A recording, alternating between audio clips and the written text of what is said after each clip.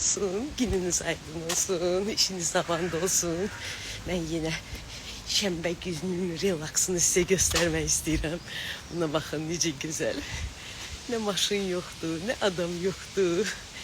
Qəşəng yaşıllığına, səhərinlə, biraz da küləkləyir, qəşəng.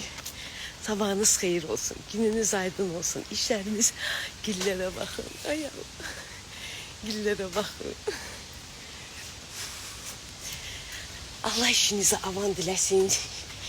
Gününüz aydın olsun. Allah sizi mərdim azardan uzaq eləsin.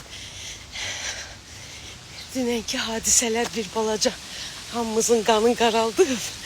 Düzdür, mən deyəndə 13-cü 5-ci gün cin satanı ruslar elə deyirlər. Hələ ona uyğun hadisələr eşitdik.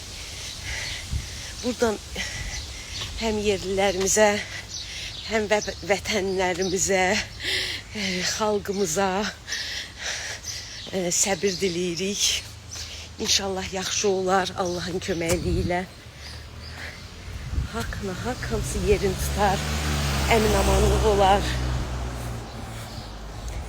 Səhər qaça-qaça da olsa dedim 5 dəqiqə sizlə görüşüm.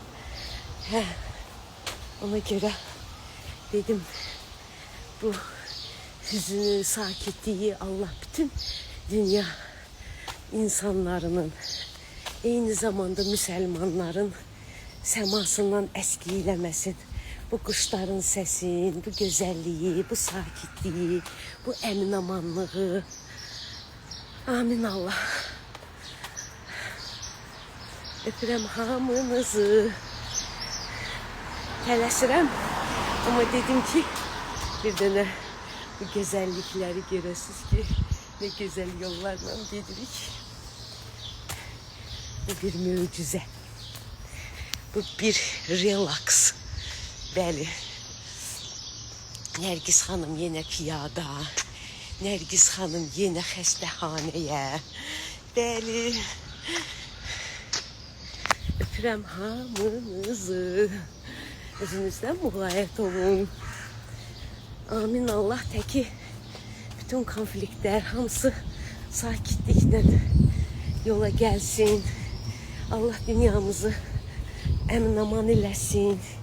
İnsanlara səbir versin, hövsələsiz olmasınlar.